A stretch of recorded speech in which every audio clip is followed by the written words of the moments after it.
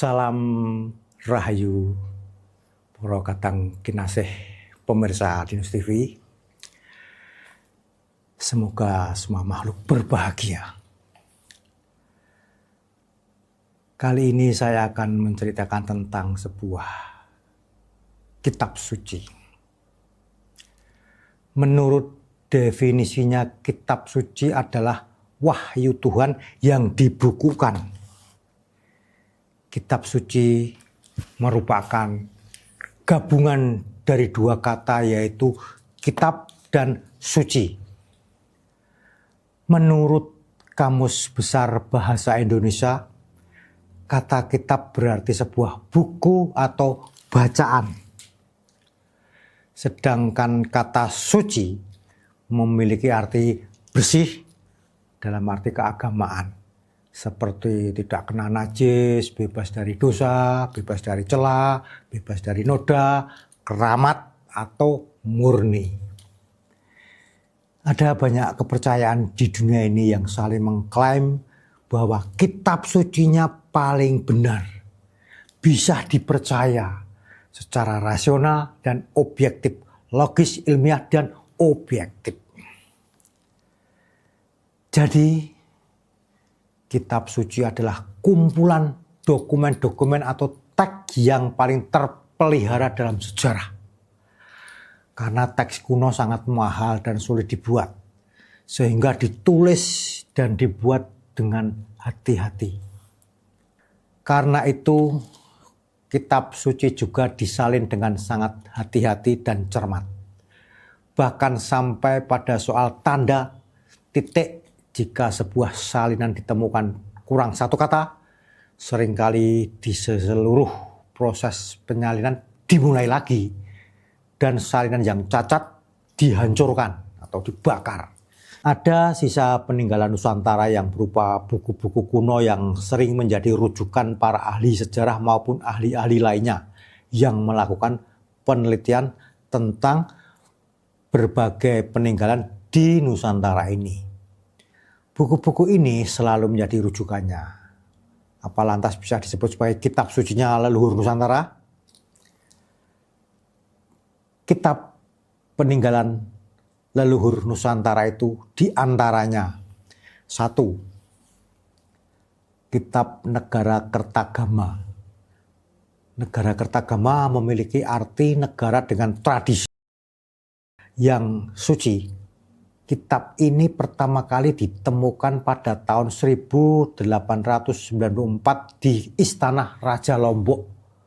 Seorang peneliti bernama J.L.A. Brandes menyelamatkannya sebelum dibakar bersama seluruh buku di perpustakaan kerajaan. Naskah ini adalah naskah tunggal yang berhasil ditemukan dan selamat setelah selesai ditulis pada tahun 1365. Kitab ini ditulis oleh Empu Prapanca yang merupakan nama samaran dari Dang Acarya Nadendra, seorang bekas pembesar agama Buddha di kerajaan Majapahit saat Prabu Hayam Wuruk berkuasa. Kitab yang merupakan syair Jawa kuno atau Kakawin ini menceritakan kejayaan kerajaan Majapahit saat itu.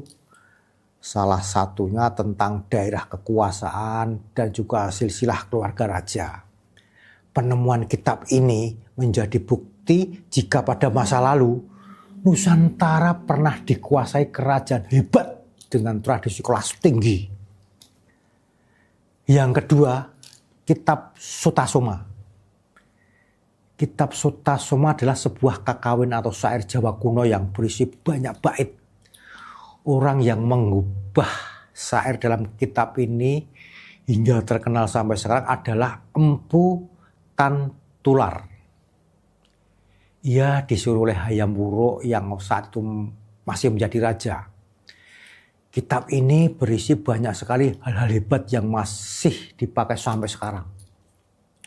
Tahukah Anda, jika semboyan negara kita ini diambil dari kitab yang dibuat pada abad ke-14 itu, Bhinneka Tunggal Ika, yang berarti berbeda tapi tetap satu jua, adalah petikan dari kitab ini.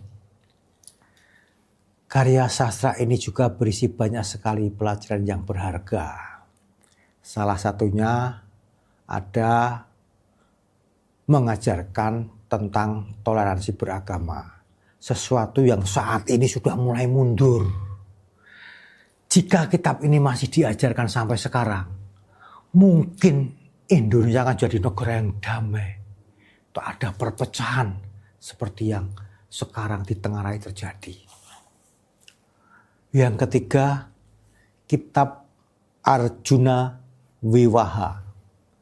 Arjuna Wiwaha adalah sebuah karya sastra kuno yang dibuat dan digubah pertama kali pada abad ke-11 Masehi.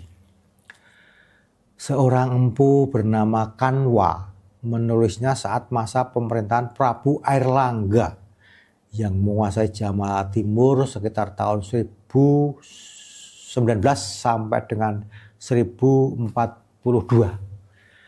Sastra ini menjadi pusaka berharga karena menjadi bukti peradaban manusia zaman dahulu yang ternyata sudah maju.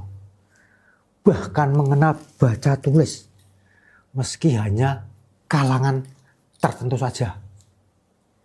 Kitab Arjuna Wiwaha yang lagi-lagi berupa kakawin ini berisi syair mengenai perjuangan Arjuna, seorang tokoh pewayangan yang sangat hebat. Dikisahkan Arjuna yang sedang bertapa di Gunung Mahameru, dewa mengujinya dengan mengirim 7 bidadari yang sangat cantik. Bidadari itu disuruh menggodanya. Namun Arjuna lolos dari godaan tersebut. Akhirnya Arjuna disuruh melawan raksasa yang mengamuk di kahyangan.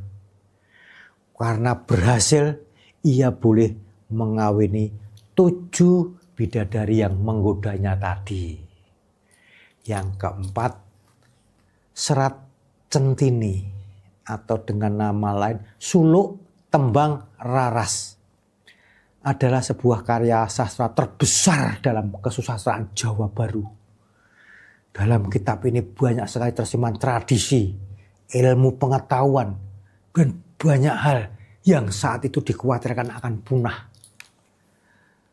Adalah Pakubuwono V yang memiliki ide menghimpun segala budaya dan tradisi dari Jawa ini menjadi sebuah serat yang berisi tetembangan. Serat Centini diperkirakan dikerjakan pada pertengahan abad ke-18 hingga awal abad ke-19. Pakubuwono V dibantu 3 orang pujangga istana merangkum semua hal agar tidak punah. Pujangga kerajaan ini disuruh berkelana dan menuliskan semuanya yang berkaitan dengan kebudayaan dan juga tradisi lokal. Saat ini Serat Centini telah digubah dan dibuat versi modern oleh beberapa orang. Bahkan ada yang membuat dalam versi novel, trilogi agar mudah dicerna. Yang kelima, kitab Lagaligo. Lagaligo adalah karya sastra paling panjang di dunia saat ini. Berisi sekitar 6.000 halaman dan 300 baris teks membuat Lagaliko sangat dikagumi di dunia. Karya ini dibuat sekitar abad ke-13 dan ke-15 Masehi oleh bangsa Bugis kuno. Huruf yang digunakan dalam Lagaliko masih menggunakan huruf Lontara kuno yang tak semua orang bisa membacanya. Lagaliko berisi banyak sekali sajak tentang penciptaan manusia. Selain itu juga cerita mitos hebat yang kadang masih diceritakan turun-temurun. Lagaliko dipercaya ditulis sebelum epik Mahabharata ditulis di India. Saat ini, sebagian besar manuskrip asli dari Lagaliko terselamatkan dan tersimpan rapi di Museum Leiden, Belanda.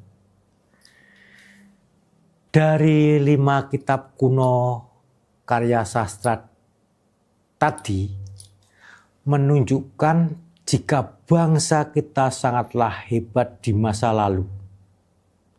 Meski dengan keterbatasan, mereka bisa membuat sesuatu yang bisa dibilang abadi.